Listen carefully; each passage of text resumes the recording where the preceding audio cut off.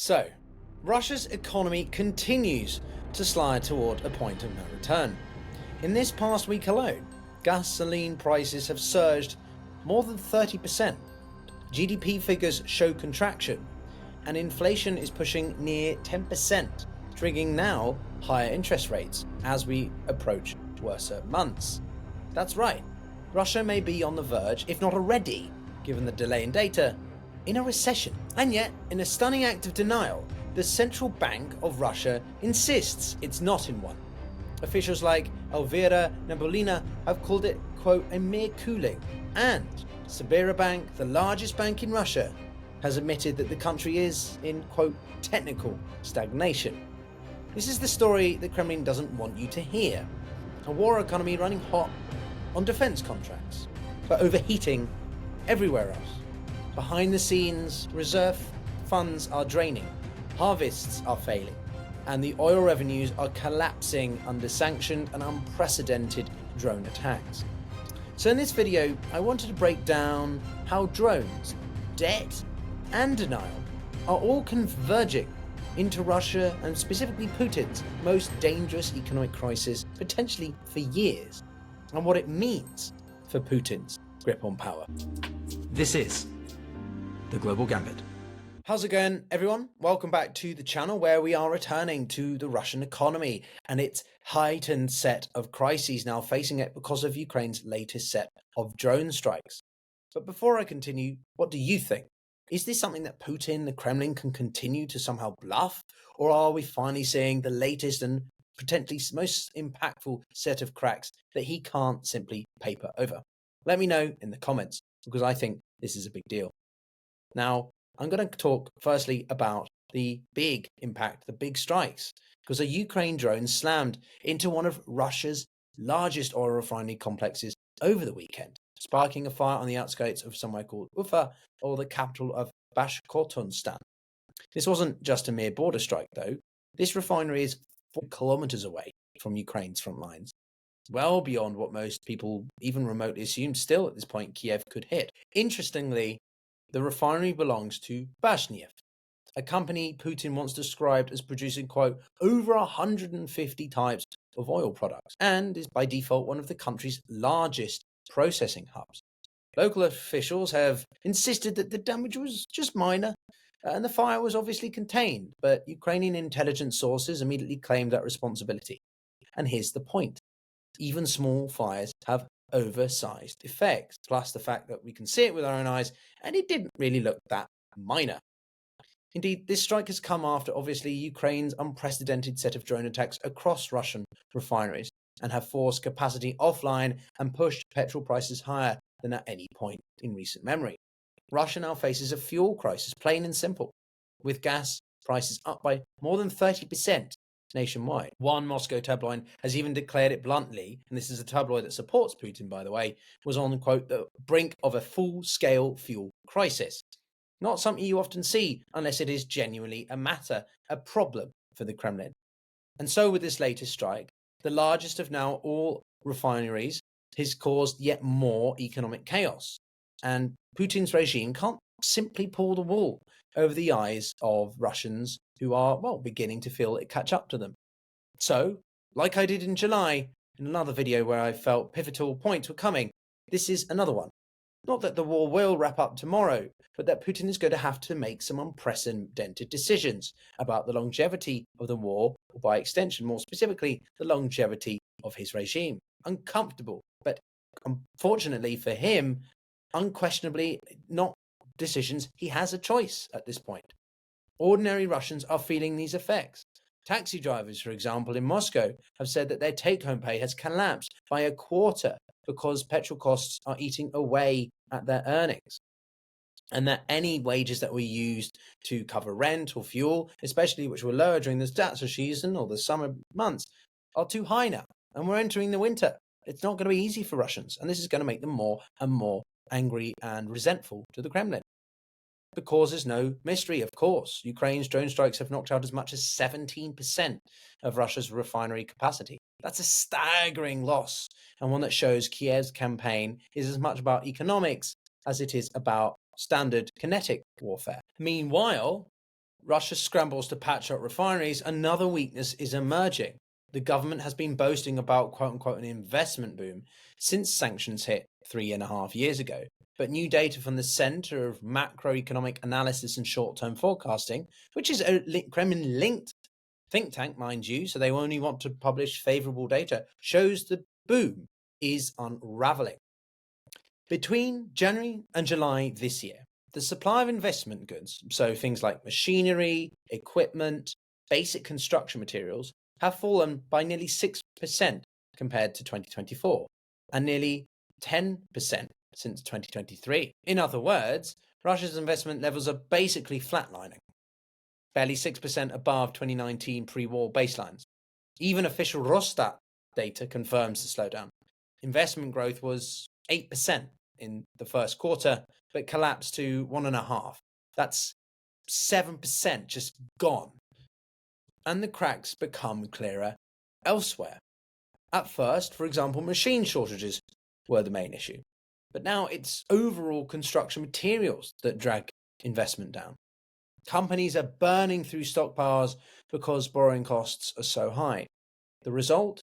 A fake boom built on shaky foundations.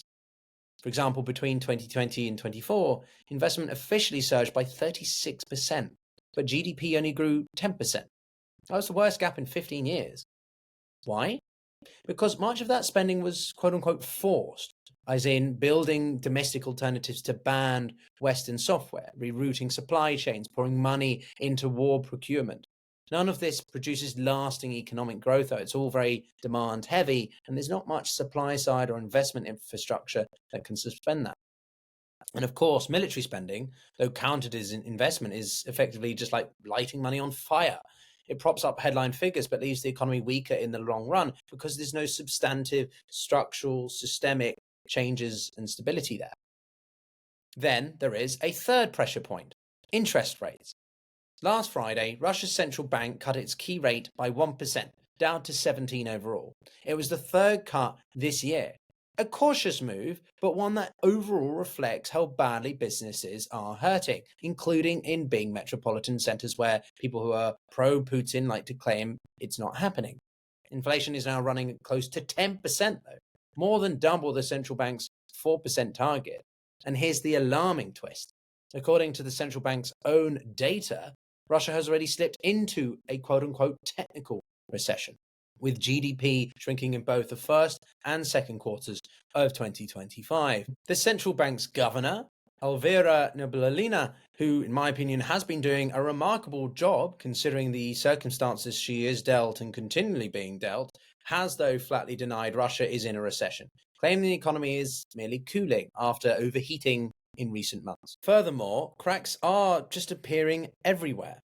Many banks are warning of potential debt crises as borrowers struggle to service loans at sky-high rates. Factories are running flat out for the war effort, but labour shortages are fueling inflation, wondering where a population concern is coming from given a war. Oil and gas revenues, the Kremlin's lifeline, have also been collapsing under lower crude prices and tighter Western sanctions. And while, as I reported in a video yesterday, Putin has established this Power-Siberia 2 pipeline with China, it's still only in principle. It's a memorandum of understanding. It's a written agreement, but there's no legally binding aspect because price hasn't been established yet.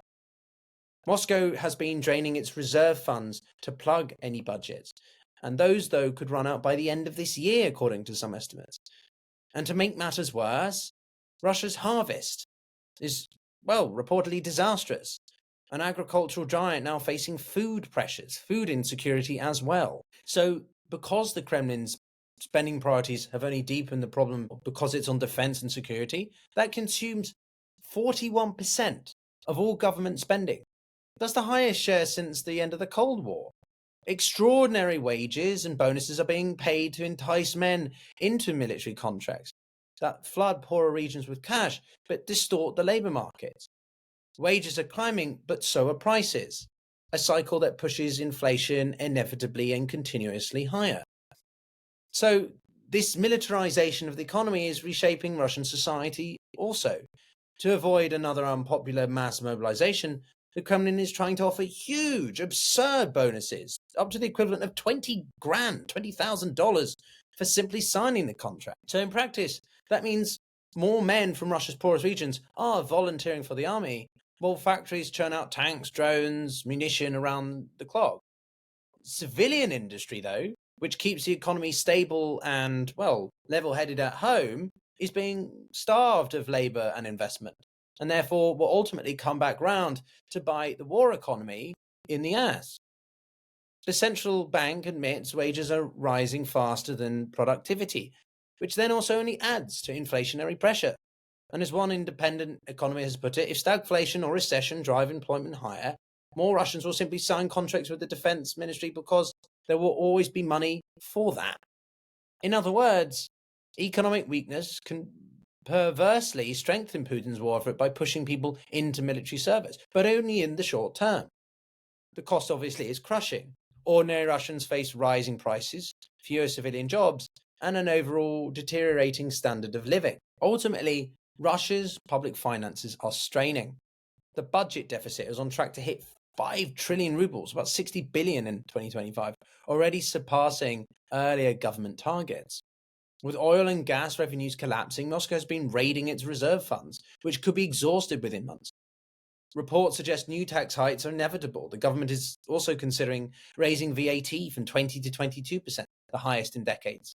Economists warn this could push consumer prices up another 10 to 15% on top of current inflation, squeezing households even further. And, well, this could be a predatory tax because it basically hits every layer of the economy and ultimately lands on the consumers. So Russians could face a vicious cycle: higher taxes, higher prices, lower real wage incomes, and more pressure to rely on some military wages just to survive. So when you put all these together, the picture is stark. Ukrainian drones are hitting deep into Russian territory, doing significant damage to the military supply lines, but even more to Russia's aggregate economic stability. Gas prices soar, adding to public frustration. And so any form of wartime investment boom is simply becoming stagnation, with companies starved out of machinery, construction materials, and more. Oil, gas, agriculture, Russia's main pillars, are faltering, and defense spending has reached levels not seen for over 35 years. And all this comes as the war drags into its fourth year, but first winter, the hardest period for any large-scale conflict, of which this is. And Russia's ability to substitute Western technology, or simply, well, look elsewhere, is running out. What we're seeing is not an immediate collapse, of course, but something subtler, a slow grind, a slow-motion car crash, as you've heard me say many times before. Putin insists Russia can outlast Ukraine and the West, but the data from his own central bank, which he cannot just simply suppress, tells a different story. The real question is, therefore, how long before these economic cracks really translate into the political cracks inside the Kremlin, inside Russia, that would ultimately see the Putin regime collapse? Now, I'm curious what you think about this, so do let me know in the comments below, and do consider subscribing for more videos like this one. My name is Pyotr Kurzin. I am a mixture of English and Russian, having been brought up in the West, but with a lot of Slavic or specifically Russian influences. I've been studying and working in international relations for over a decade at this point. I've got my master's in strategic studies and economics at Johns Hopkins University, and I like to try and bring a diverse array of opinions in the people that I interview, from diplomats, economists, analysts, activists, and more. And if that resonates with you, then I hope to see you all in the next one. Subscribe to support the community.